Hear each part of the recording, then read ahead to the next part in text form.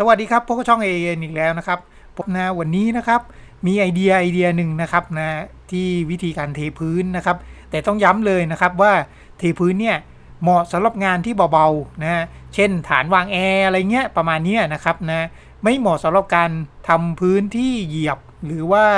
ต้องเอารถวิ่งขึ้นอะไรประมาณนั้นนะครับนะที่ต้องการความแข็งแรงเยอะๆนะครับไม่แนะนำเลยนะครับนะแนะนำกับงานที่เบาๆนะครับนะก็ตัวนี้เนี่ยมีเคล็ดลับอยู่ก็คือว่าเพื่อที่จะประหยัดปูนนะครับนะประหยัดปูนนะครับปกติแล้วเนี่ยเทประมาณนี้นะครับมันต้องใช้ปูนประมาณ2ลูกนะครับ2ลูกถึง3ลูกเลยนะครับแล้วก็ปนหินไปด้วยนะครับนะทีนี้เนี่ยผมมีปูนอยู่แค่ครึ่งลูกหรือลูกหนึ่งเนี่ยนะครับผมมีปูนอยู่ลูกหนึ่งจะทำยังไงล่ะให้มันพอนะครับก็เลยว่าหาอิฐบล็อกนะครับอิฐบล็อกมาเอาอิฐบล็อกมาวางก่อนเลยครับปรับขั้นตอนแรกเนี่ยปรับพื้นที่ก่อนนะฮะเสร็จแล้วเอาอิฐบล็อกมาวางนะครับนะวางไว้เลยนะครับเสร็จแล้วผสมปูนนะครับผสมปูนปกติเลยครับปูนทรายนี่แหละครับนะไม่ต้องผสมหินนะครับเพราะถ้าผสมหินไปเนี่ยมันจะใส่ฉาบหน้าไม่ได้นะครับมันจะติดนะครับติดหินนะเนื่องจากไม่อย่างนั้นเราก็ต้องผสมให้เยอะขึ้นอีกหนาอีกนะครับนะก็ขั้นตอนนี้นะครับข้างๆก็ใส่เหล็กนะครับใส่เหล็กช่วยยึดเกาะไปด้วยนะครับนะมีเศษอะไรก็ใส่เข้าไปเลยครับเหล็กนะผูกนิดๆหน่อยๆนะครับนะพอเป็นพิธีนะครับเพราะว่าตรงนี้ไม่ได้รับแรงอะไรมากนะครับนะจากนั้นเราก็เทเสร็จแล้วใช้เกียงสามเหลี่ยมนะครับปรับระดับนะขั้นตอนนี้ก็คงทั่วไปนะครับนะเหมือนงานปูนทั่วไปเลยนะครับนะแต่ประเด็นสำคัญก็คือว่า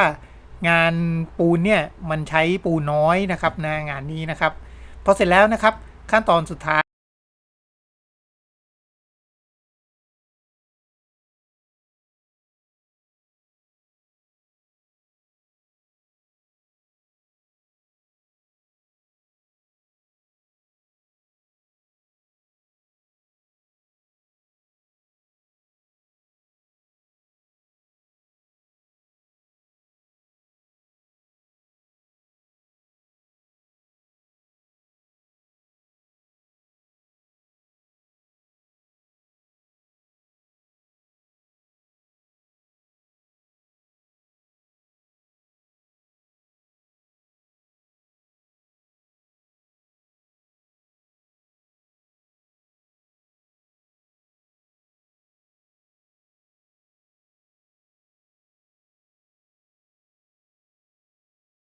นะครับนะก็คือการขัดมัน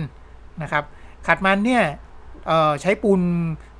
นเค็มเลยนะครับหรือปูนในถุงนี่แหละครับนะล้วงเข้ามาเลยนะครับนะจะใส่ถุงมือก็ได้ไม่ใส่นะก็ได้นะครับนะแต่แนะนำว่าควรจะใส่นะครับนะเพราะว่าผมได้บทเรียนมาเยอะเลยนะครับกับงานปูนเนี่ยนะมันแพ้ครับนะขึ้นเป็นเม็ดเต็มเลยนะครับนะ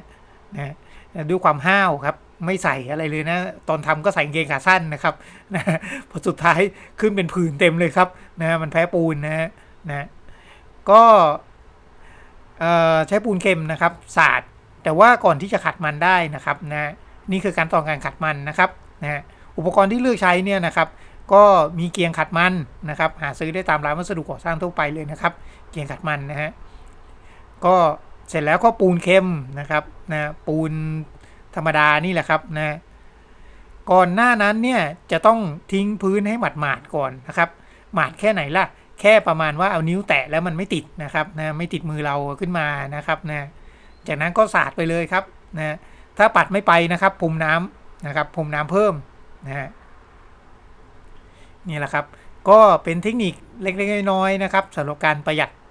ประหยัดเนื้อปูนนะครับนะโดยการใช้อิฐบล็อกมาเสริมนะครับนะเราก็ขัดไปเรื่อยๆนะครับขัดมันนะเวลาทำฐานวางแอร์นี่นะครับอย่าลืมให้น้ำมันลาดเอียงลงมาฝั่งข้างหน้าด้วยนะครับหรือฝั่งที่จะทิ้งน้ำนะครับเพราะไม่งั้นเวลาฝนสาดแล้วเนี่ยถ้าเกิดว่ามันเอียงไปข้างในนะครับเรียบร้อยเลยฮะขังเป็นบ่อปลาเลยแหละครับนะ